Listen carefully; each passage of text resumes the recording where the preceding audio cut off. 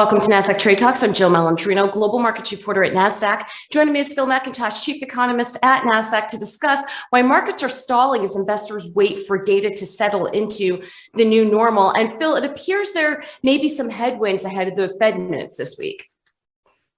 Yeah, I mean, the data last week was full of surprises, really. I mean, the last week we've seen the jobs data with unemployment actually rising, a lot of people not actually coming back into the workforce despite a huge amount of jobs in demand and job advertising. We saw inflation spike, and that was something that we'd been thinking might come, but it was actually an even stronger reading than we thought. But to your point, the problem with the inflation reading is 12 months ago was the depths of coronavirus lockdowns. So there's still a little bit of discussion that it's transitory, that it's because the last 12 months we've gone from the depths of coronavirus to the peak of stimulus spending, and in a couple more months things will be back to kind of normal. And so we don't really know. And that's your point.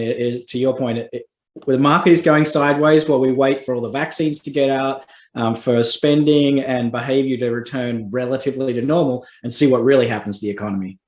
And moving along to retail sales data, which have noticeably been strong and also leading to inventory shortages, and that's also stoking inflation concerns. Yeah, that's the underlying story, isn't it? I mean, the stimulus money has increased income.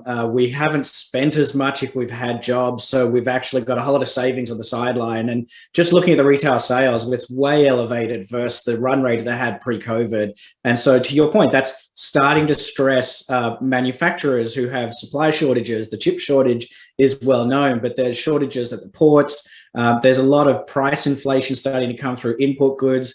Commodity prices are going up. A lot of things are sort of reflecting the fact that this stimulus might be starting to overheat the economy.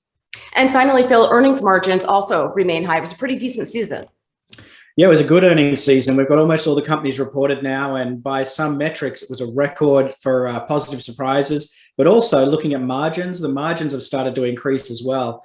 And so that helps support the market valuations. Part of the reasons that margins have increased, though, is because in the recovery phase, a lot of companies have looked for inventory to sell, and that's drawn down the inventory without needing to employ more people. So some of the sort of, I guess, positive news on margins is also part of the problem we're seeing with the supply inflation and the inventory shortages. What we want to see going forward is the wage rising, the input costs going up don't squeeze margins and actually make profits go down in the sort of next couple of quarters. All right, Phil, appreciate the insight as always. Thanks for joining us on Trade Talks, and thanks for joining me. I'm Jill Malandrino, Global Markets Reporter at Nasdaq.